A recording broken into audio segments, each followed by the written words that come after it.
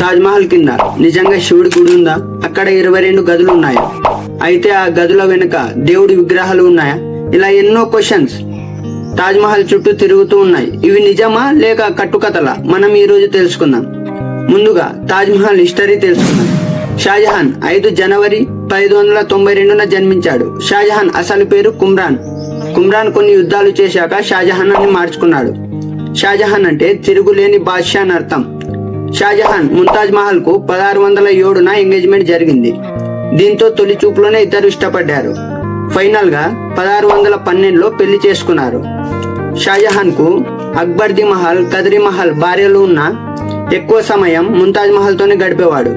దీంతో ముంతాజ్ మహల్ 14 బిడ్డకు జన్మనిస్తూ మరణిస్తుంది.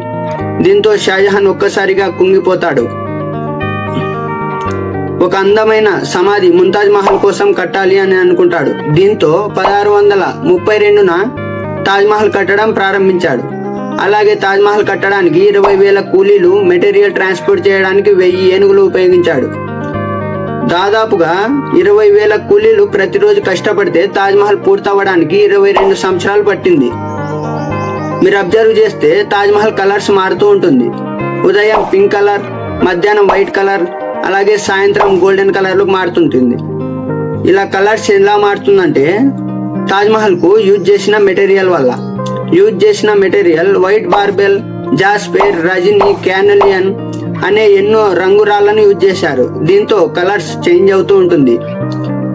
అసలైన సమస్య ఇప్పటి నుంచే మొదలైంది. 1960లో పిఎన్ ఓక్ అనే ఒక రైటర్ ఒక పుస్తకాన్ని రాశాడు.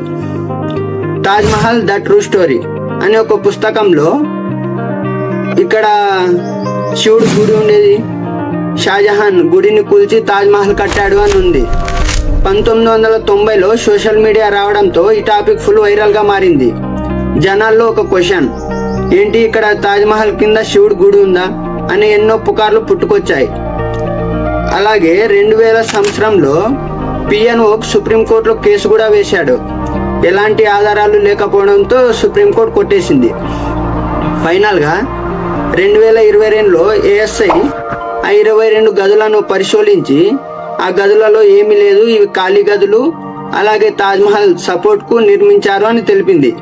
అలాగే ఆ 22 గదుల ఫొటోస్ కూడా అప్లోడ్ చేసింది. ఇప్పుడు జనాలకు కొంచెం ఆన్సర్ దొరికినట్టయింది. ఇలాంటి ఇంట్రెస్టింగ్ టాపిక్స్ కోసం మన యూట్యూబ్ ఛానల్ ని సబ్స్క్రైబ్ చేసుకోండి. నెక్స్ట్ వీడియోలో మళ్ళీ కలుద్దాం.